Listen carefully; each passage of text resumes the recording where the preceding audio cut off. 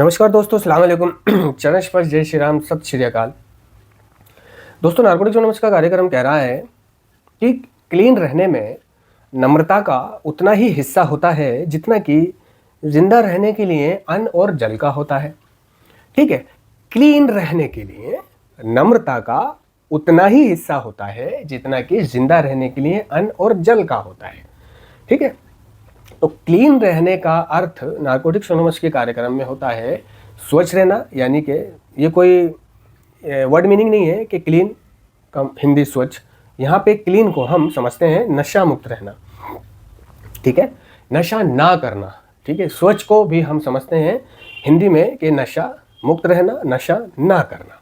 ठीक है, तो क्लीन रहने में यानी नशा मुक्त रहने में नम्रता का उतना ही हिस्सा होता है जितना कि जिंदा रहने के लिए खाने पीने का हिस्सा होता है। ठीक है, अब ये नम्रता क्या है?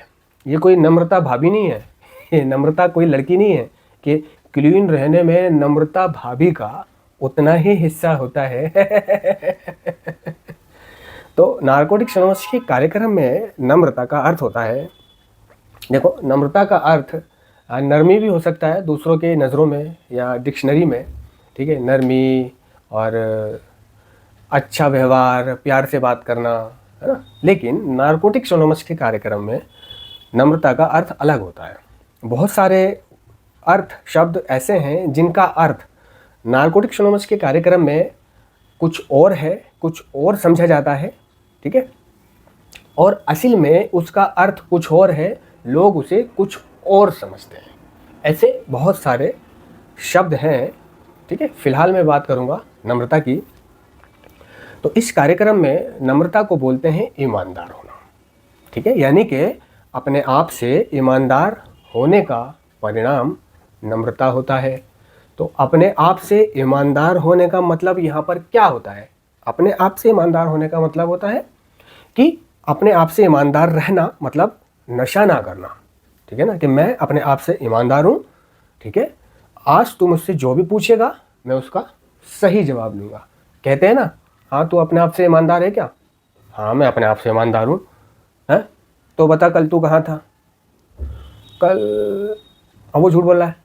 नहीं, तू ईमानदार नहीं है, तू ईमानदार नहीं है, यानी कि वो झूठ बोल रहा है तो वो ईमानदार नहीं है।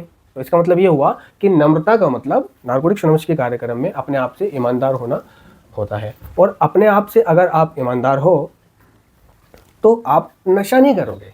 ठीक है, आप गलत काम नहीं करोगे, आप झूठ से परहेज करोगे, आप बदी से बचोगे।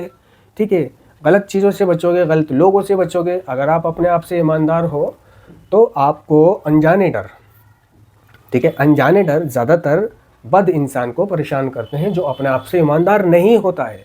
फिर चाहे वो नशा कर रहा है या नशा नहीं कर रहा है, दोनों ही सूरतों में जो गलत है, चाहे वो रिकवरी में गलत है, चाहे वो यूजिंग में गलत है, चाहे वो नॉर्मल इंसान गलत है, अनजाने डर उसी का पीछा करते हैं। डर उसी को लगता है जो बेईमान होता है।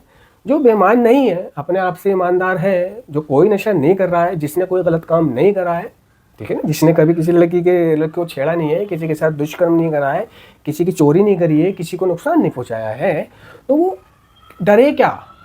उसको डरने की क्या ज़रूरत है? या जिसने काम धंधे में, बिजनेस में, घर परिवार में बेईमानी नहीं करी है, ठीक है ना। अगर आप घर से कोई चीज़ चुरा लोगे या पैसों में थोड़ा हेरा फेरी कर लोगे, ठीक है, तो आपको डर बना रहेगा। डर बना रहेगा, आप खुटके में रहोगे, और खुटके की ज़िंदगी भी कोई ज़िंदगी थोड़ी होती है। तो आपके वो डर पीछा कर रहे हैं, फिर चाहे आप नशा कर रहे हो या नहीं कर रहे हो, ठीक है ना। लेकिन अगर कोई ज़्यादा गंभीर परिस्थिति हो गई ऐसी, तो आप अपने आप को नहीं संभाल पा रहे हैं, वहाँ पर नशीली हो ना, पता नहीं कब ये चतुर चालाक मायावी बीमारी हावी हो जाए। नारकोटिक्स एनोनिमस का कार्यक्रम कहता है कि हमारी बीमारी हमारे साथ 24 घंटे रहती है, ठीक है ना। इसका कोई भरोसा नहीं है कि हम कब नशा कर लें।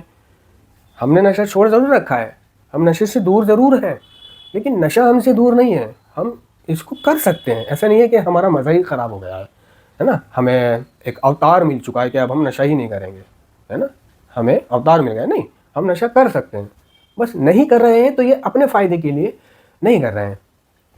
कई लोग इसको दूसरे का फ़ायदा समझने लग जाते हैं कि अगर मैं नशा नहीं कर रहा हूँ तो इसमें दूसरों का फ़ायदा है। नहीं, अगर आप नशा नहीं कर रहे हो तो इसमें आपका फ़ायदा है, किसी और का फ़ायदा कम है, आप क्या ज़्यादा है, क्योंकि दर्द आपके जीवन में नहीं है, दुख परेशानी तड़पन आपके जीवन में नहीं है, भाग दौड़ उठाई गिरी चोरी चकारी टेंशन, है ना, बेइज्जती धक्के खाना, ये सारी चीज़ें आपके जीवन में नहीं है। आपका जीवन अच्छा है। तो गलत काम इंसान को अनजाने डर गलत काम करने वाले को आते हैं, और कोई भी ऐसी परिस्थिति खड़ी हो सकती है जिसके चलते उसको फिर से नशा करना पड़ सकता है।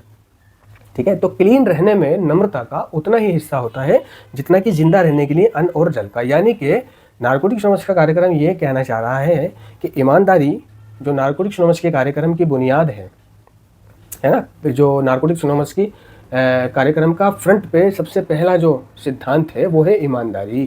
कि ईमानदार हुए बिना अपने आप से ईमानदार हुए बिना तू नशा मुक्त नहीं हो सकता। नारकोटिक्स एनोनिमस का कार्यक्रम कह रहा है कि सबसे पहले तुझे ईमानदार होना पड़ेगा अपने आप से, नशे के प्रति, बुराइयों के प्रति, गलत काम करने के प्रति, कम से कम नशे के प्रति ईमानदार रहना है कि मैंने नशा नहीं करना है। तो नारकोटिक्स एनोनिमस की जो टॉप सिद्धांत है, टॉप 3 ही तो सिद्धांत है टॉप। ईमानदारी फर्स्ट, खुली मनस्थिति सेकंड, इच्छुकता थर्ड। ईमानदारी, खुली मनस्थिति और इच्छुकता, ये 3 सिद्धांत ऐसे हैं जो हमें मदद मांगने में और हमें मतलब क्लीन रहने में मदद करते हैं। ठीक है, और इसका उल्टा है ना, बेईमानी, बंद मनस्थिति और अनिच्छुकता, ये 3 हमारे सबसे बड़े शत्रु हैं। ये 3 हमारे सबसे बड़े शत्रु हैं। और रहा आत्मखिंचाव। आत्मखिंचाव का मतलब ये नहीं है कि क्लास, जैसे कि बचपन में क्लास में अभी आत्मनिर्भर आत्मखिंचाव नहीं।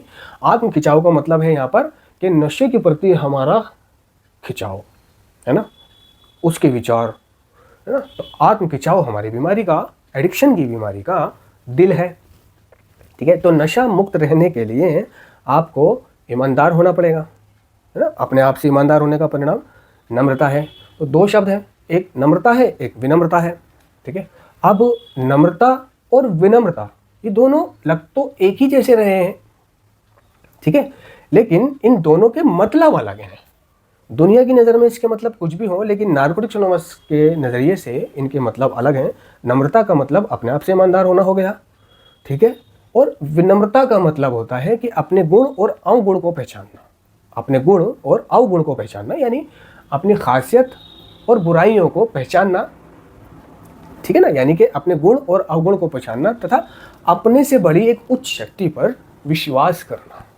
अपने से बड़ी एक उच्च शक्ति पर विश्वास करना यानी अपनी खामियों को और अपनी अच्छाइयों को पहचानना।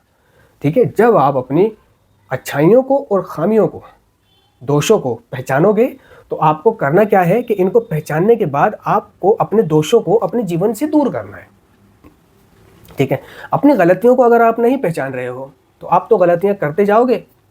ठीक है, और चारित्रिक दोष या कमियां वो चीज़ें होती हैं जो हमारे जीवन में दर्द और दुख का कारण बनती हैं।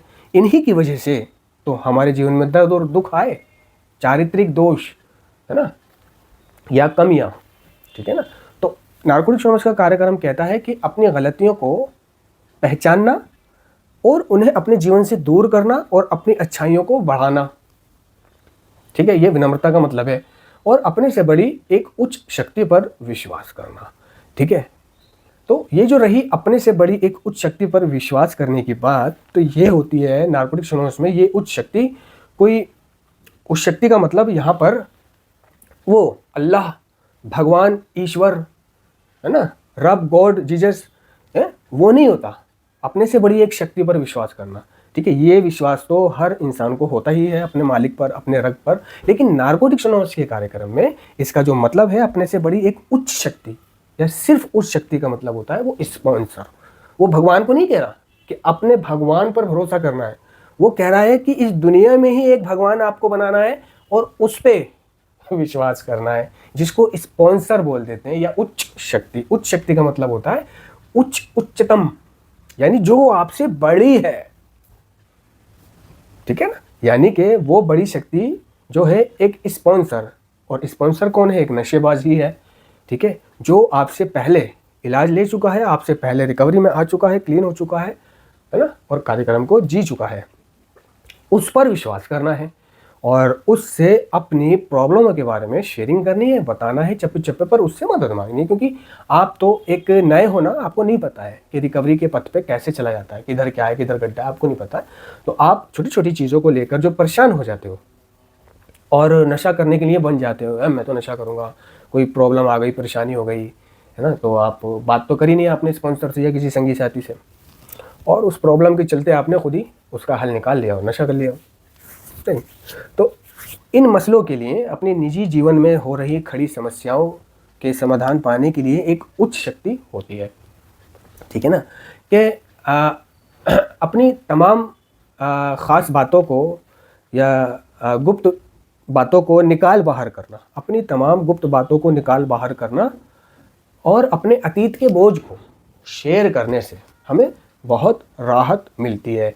तो यहाँ पे कार्यक्रम कह रहा है कि अपने अतीत के बोझ को शेयर करने से हमें बहुत राहत मिलती है। कईयों के अतीत का बोझ उनके कंधे पर बहुत होता है और निजी ज़िंदगी और रोज़मर्रा की ज़िंदगी में भी उनके बहुत समस्याएं खड़ी हो रही होती हैं, लेकिन उन समस्याओं के चलते वो लड़ रहे होते हैं, परेशान हो रहे होते हैं, लेकिन किसी से मदद नहीं मांगते। तो उसके लिए होता है कि विनम्रता, अपने गुण और अवगुण को पहचानना है, अपनी कमियों को दूर करना है, अच्छाइयों को बढ़ाना है और अपनी तकलीफ़ों के बारे में तथा अपने से बड़ी एक उस शक्ति पर विश्वास करना है। विश्वास तो करना है दोस्तों, लेकिन अंधविश्वास नहीं करना है। क्योंकि विश्वास करो लेकिन अंधविश्वास नहीं करना है। शेयरिंग करो, अपनी गुप्त बातें उनको बताओ, लेकिन वो गुप्त बातें मत बताना कि जिनको बताकर आप घबराते रहो। आप तो सोचोगे भाई कार्यक्रम कह रहा है, सारी बातें बता दो, गुप्त बातें बता दो, ये तो मेरा स्पॉन्सर है, इसके आगे तो नंगा होना ही पड़ेगा, इसके आगे तो नंगा होना चाहिए। काउंसलर ने भी बताया था, टीचर ने भी बताया था, डायरेक्टर ने भी बताया था। तो आजकल का ज़माना वो नहीं रहा है। आप बताओ बातें, शेयर करो अपनी प्रॉब्लमों के बारे में, लेकिन अनोनिमिटी रखकर। अनोनिमिटी क्यों है? इसलिए तो है लेकिन आप चाहो तो अपने स्पॉन्सर से भी अनोनिमिटी रख करके बात कर सकते हो। स्पॉन्सर कहेगा भाई मैं तो तेरा स्पॉन्सर हूँ, तो मेरे से भी अनोनिमिटी रखेगा तो मैं तेरे को समाधान कैसे बताऊंगा, ठीक है ना। तो नहीं, अनोनिमिटी रखकर भी, उस व्यक्ति का नाम ना बताकर भी, है ना, आप उससे शेयरिंग करो और उसके समाधान पाओ।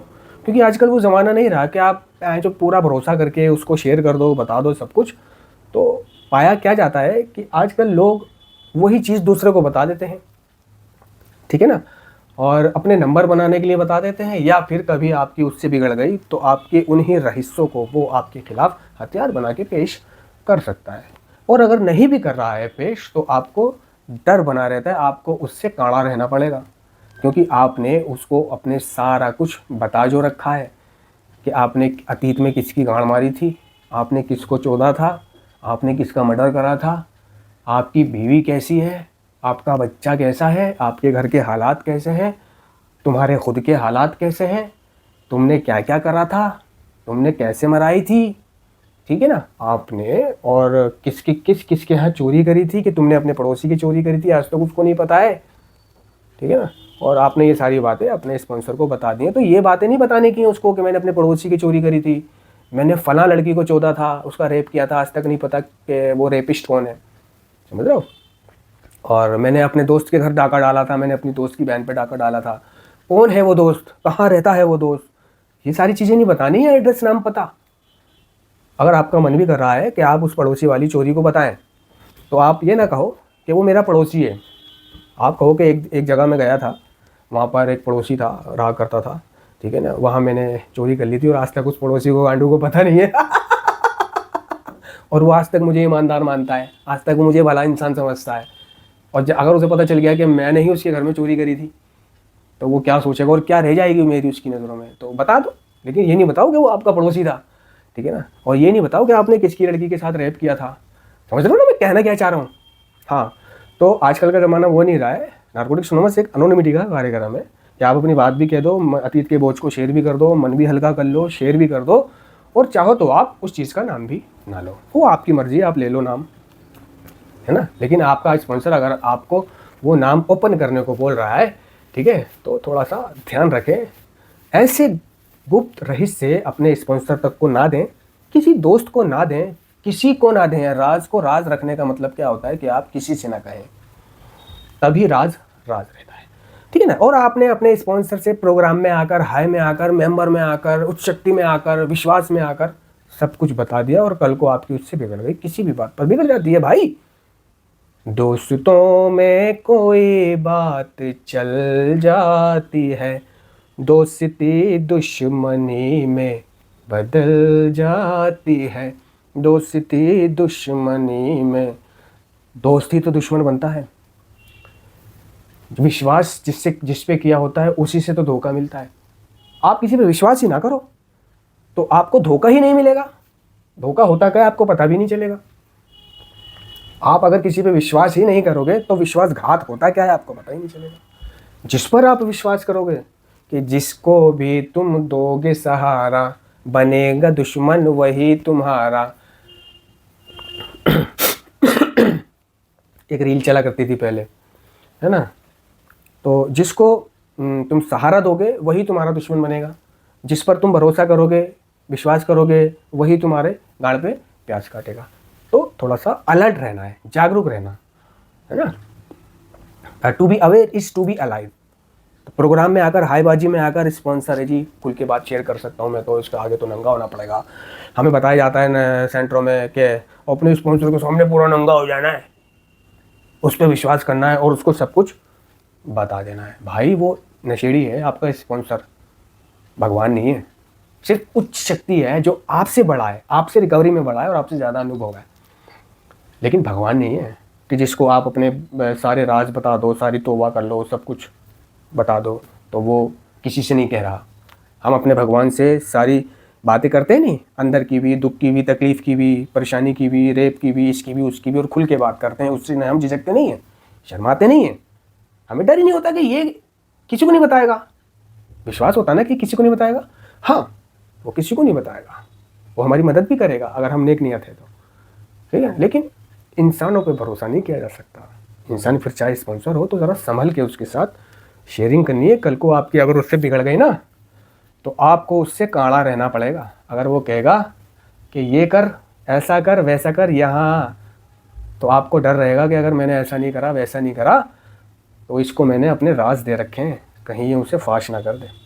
तो आपको उससे ऐसे रहना पड़ेगा जैसे गांड मरा रखी हो। जैसे जब कोई किसी से गांड मरा लेता है ना तो उसे उससे दब के चलना पड़ता है, उसकी हर बात मान के चलनी पड़ती है, क्योंकि उसने उससे मरा रखी होती है। और इसी तरह अगर आप किसी को अपने राज दे दोगे अंदर खाने के, तो आपको उसको उससे उसी तरह काढ़ा रहकर चलना पड़ेगा। धन्यवाद।